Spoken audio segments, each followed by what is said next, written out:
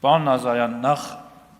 կրկին անգամ պիտի շնորհակալություն հայտնեմ ձեզ, որ դուք հետևողականորեն ամեն կերպ աջակցում եք բանակին, բանակում եւ ընդհանրապես սահմանին անվտանգության, տեղեկատվական անվտանգության պահպանմանը եւ կարծում եմ այս այն դեպքերից է, որ խոսքը միայն սահմանում տեղի ունեցող իրադարձությունների մասին չէ։ Սա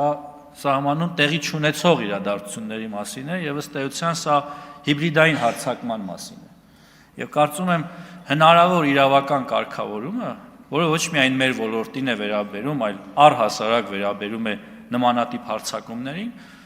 ազգային ժողովը եւ գուցե նաեւ կառավարության նախաձեռնողներ պիտի կառավարության կողմից մարմին, որ կնախաձեռնի, սրան նպատակաուղղված փոփոխություններով պիտի գանք ազգային ժողով կամ ձեզնից ստանանք առաջարկ, որովհետև սա իրապես լուրջ մարտահրավեր է պետության անվտանգության համար։ Եվ ավել բան չեմ կարող ասել, պարզապես կարող եմ ասել, որ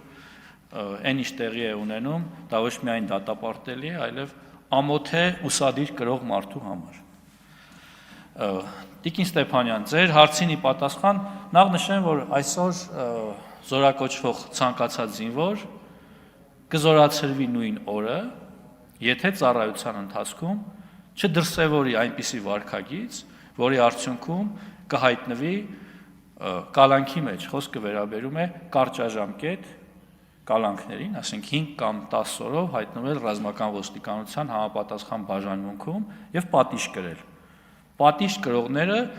նույն քանակով, օրերի քանակով ուշ են զորացրվում։ Եվ այսօր համահարթեցնել ու ասել, որ ազնիվ ծառայողը, օրենքին ենթարկվողը, բանակի կարգ ու կանոնին ենթարկվողը եւ կարգազանցը պիտի նույն օրը զորացրվեն, ես դրա հետ համաձայն չեմ։ Մենք ենք 2 տարի առաջ այդ օրենսդրական փոփոխությունը կատարել միասին եւ կարծում եմ պիտի հետեւողական լինենք, որպեսզի դրանք աշխատեն, գործեն եւ մեր ծնողներին էլ մտահոգություն հայտնող հայրենակիցներին էլ դիմեմ կոչով, որ իրենք էլ իրենց զավակներին դիմեն կոչով լինել կարգապահ։